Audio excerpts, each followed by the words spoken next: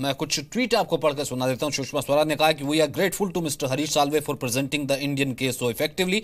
और दूसरा, I sure the nation that under the leadership of Prime Minister Narendra Modi we will leave no stone unturn to save Kulbhushan Jadhav. Brigadier Kapoor, इससे पहले जो मेरे सहयोगी रोहित भी चर्चा कर रहे थे, कुछ अच्छा होगा, भारत के पक्ष में कोई बात आएगी और किसी निर्दोष को इस तरीके से बचाया जाएगा और भारत उस बात की पैरोकारी करेगा और एक बड़े मंच पे जाएगा, तो उसका श्रेय कहीं ना कहीं तो आप देंगे ना। आप एक डेमोक्रेटिक इलेक्टेड गवर्नमेंट अगर उस चीज को पुट अप करेगी। पहली बात है कि एक ये बड़ा कैलकुलेटेड और बोल्ड डिसीजन लिया गया आईसीजे में जाने का, वो सराहनीय है और वो क्रेडिट गवर्नमेंट को जाता है। चाहे इसकी रेमिफिकेशंस हैं, क्योंकि ये एक पंडोरा बॉक्स भी है, तो उसका भी इन्होंने सोच समझ के लिया होगा, क्योंकि 18 साल के बाद जा रहे हैं और पाकिस्तान हमको हमेशा थ्रेट करता रहता है।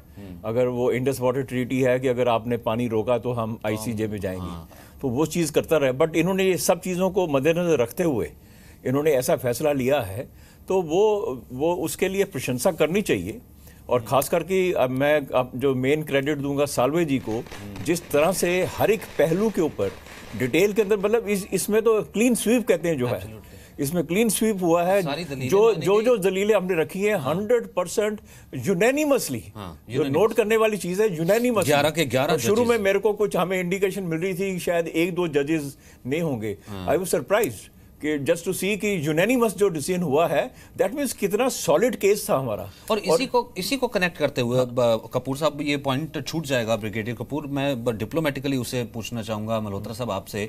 मैं आने से पहले कुछ पाकिस्तानी चैनल्स ऑब्जर्व कर रहा था, they were not taking the line कि हमारी हार हो गई है, मतलब उनकी हार हो गई है, या अब वो ऐसी लाइन ले रहे थे, देखिए हम तो गए नहीं थे, ये तो भारत गया था और हम कोई बाइंडिंग थोड़ा ना है कि हम उसका डिसीजन मानेंगे, और हमने अपने लॉ के अकॉर्डिंगली जो है वो फैसला दिया है। यानी कि वो दूसरी लाइन पे चलने की कोशिश उनका मीडिया करने लगा था। ये हमें भी पता होगा, जो कि ब्रिगेडियर कपूर कह रहे थे कि ये एक पेंडोरा बॉक्स की तरह ही है, तो क्या हमने उसकी भी तैयारी की होगी? देखिए, मैं बहुत संक्षेप में ये कहना चाहूँगा कि आज की तारीख में भारत और पाकिस्तान से बातचीत के सब दरवाजे बंद हो चुके हैं। हमने हर वो मुमकिन कोशिश करी कि हमें बायलैटरल जो भी हमारे चैनल्स हैं उसके थ्रू हम इस केस को सुलझा लें। हमने 16 बार काउंसलर एक्सेस मांगी। फिर हमने जब ये नतीजा सरकार ने निकाला कि जिस तरह से ये जो इनकी मिलिट्री सरकार इस केस को हैंडल कर रही है, और ये केस भी एक बहुत बड़ी साजिश है, और ये साजिश के बारे में मैं आपसे अलग से बात करूँगा। वो बेसिकली हालात ऐसे पैदा कर दिए कि भारत को एक इंटरनेशनल कोर्ट ऑफ जस्टिस में इस मामले को ले जाना पड़ा। ये अपने आप में, जैसे कपूर साहब ने बिल्कुल सही कहा, कि एक बहुत ही बोल्ड डिसीजन है, क्योंकि हम हमेशा से ये कहते रहे हैं कि पाकिस्तान के साथ जो कुछ भी होगा वो शिमला एग्रीमेंट के अंडर होना चाहिए, बायलैटरली हम करेंगे। हम बल्कि जब वो किसी भी इशू को इंटरनेशनलाइज करने की कोशिश करते हैं तो हम उसको पाकिस्तान क्रिटिसाइज करते हैं, और वो पाकिस्तान चाहता भी है।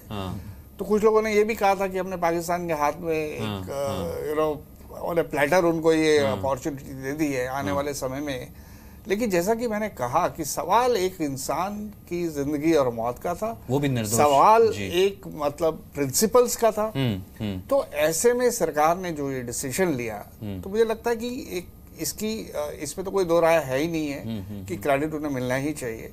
और बात क्रेडिट या ना क्रेडिट देने की भी नहीं है, बात यह है कि एक इशू है जिसके ऊपर आप सोचते हैं, आपकी सोच वहां तक गई कि अगर बायलैटरली नहीं हो रहा, जो होगा बाद में देखा जाएगा। हमें जो हमारे पास एक और चीज जो रिलीफ हमारे जाहिर हो गया है कि पाकिस्तान के अंदर किसी चीज में जस्टिस नहीं होता जी। और मैं उसको वही तो यहाँ पर पात्रा साहब इसमें आपको जोड़ना चाहूंगा, और इसी की तैयारी कहीं ना कहीं शायद गवर्नमेंट ने भी की होगी। अगर ये एंटिसिपेटेड था, या हम ये मान के चल रहे थे कि हमारा पक्ष है जो स्ट्रांगली रखा गया, जो कि रखा भी गया, अब पाकिस्तान उसे ये डिनाइल करने की कोशिश करेगा कि देखिए हमारे यहाँ तो लॉ का सिस्टम है, मिलिट्री कोर्ट ने किया और हम तो अपने तरीके से रहेंगे। तो एक सेकेंड लाइन पर भी गवर्नमेंट ने कहीं ना कहीं काम तो किया ही होगा। देखिए, यहाँ टेक्निकली और एकेडमिकली विषय को समझने की आवश्यकता है। मेरे सीनियर्स बैठे हैं यहाँ पे, मगर मैं इस बात से सहमत नहीं हूँ कि ये एक पेंडोरास बॉक्स खोला गया है। आप देखिए, case to case International Court of Justice में हियरिंग होती है, इन जनरल कुछ नहीं होता है।